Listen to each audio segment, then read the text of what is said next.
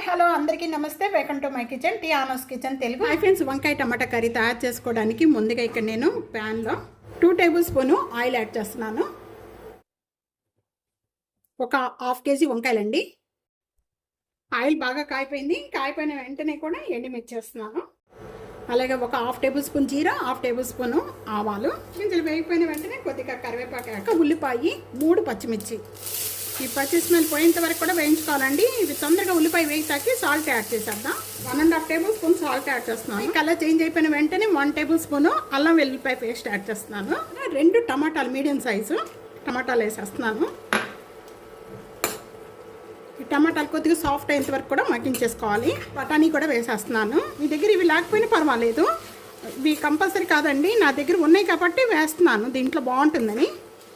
మరి ఇవన్నీ కూడా సాఫ్ట్ అయిపోయినాయి. సాఫ్ట్ అయిపోయిన వెంటనే కూడా ఇప్పుడు మనం ఇవ్వండి, నేను ఇక్కడ వాటర్లో పోసేసి పెట్టేసుకున్నాను. ఒక హాఫ్ కేజీ వంకాయలు పెట్టేసేసుకొని ఒక్క బంగాళదుంప చిన్న చిన్న పీసెస్ కట్ చేసేసుకున్నానండి. చిన్న బంగాళదుంప ఉంటే నా దగ్గర అది వేసేసాను అనమాట, బాగుంటుందని. అది లేకపోయినా పర్వాలేదు.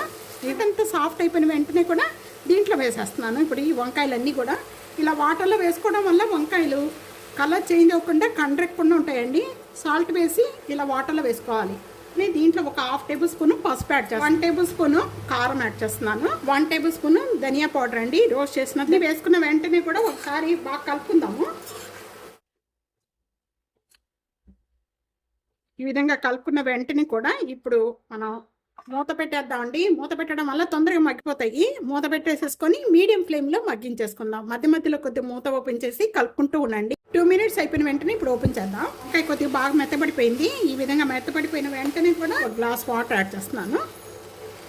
గ్లాస్ వాటర్ యాడ్ చేసిన వెంటనే మీడియం ఫ్లేమ్లో పెట్టుకోవాలి. ఇప్పుడు మీడియం ఫ్లేమ్లో పెట్టేసేసుకొని ఇప్పుడు మళ్ళీ మూత పెట్టేసుకొని వంకాయ అంతా కూడా గ్రేవీ బాగా చిక్కపడిపోయినంత వరకు కూడా మగ్గించేసుకోవాలి. ఓపెన్ చేద్దామండి.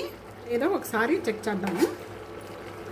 బాగా మెత్తగా అయిపోవాలండి. ఇలాగ ప్రెస్ చేయగానే బాగా మెత్తగా అయిపోవాలి. తొందరగా బంగాళదుంప పొడిపోతుంది. ఇలా ఉడుతూ ఉండగానే కొద్దిగా చింతపండు అండి, నేను కొద్దిగా పుల్లగా ఉంటా కానీ చింతపండు యాడ్ చేస్తున్నాను. అయిపోవచ్చిందండి కర్రీ. ఇలా అయిపోయిన వెంటనే కూడా ఒక గుప్పుడు నేను దించే ముందు కొద్దిగా వెండి కొబ్బరి యాడ్ చేస్తున్నాను. మీరు కావాలంటే పచ్చి కొబ్బరి కూడా యాడ్ చేసుకోవచ్చండి, బాగుంటుంది, చాలా బాగుంటుంది. పచ్చి కొబ్బరి కూడా యాడ్ చేసుకోవచ్చు. దించే ముందు కొద్దిగా కొత్తిమీర వేసేస్తున్నాను. బాగుంటుందండి రోటీలో కూడా ఈ కర్రీ.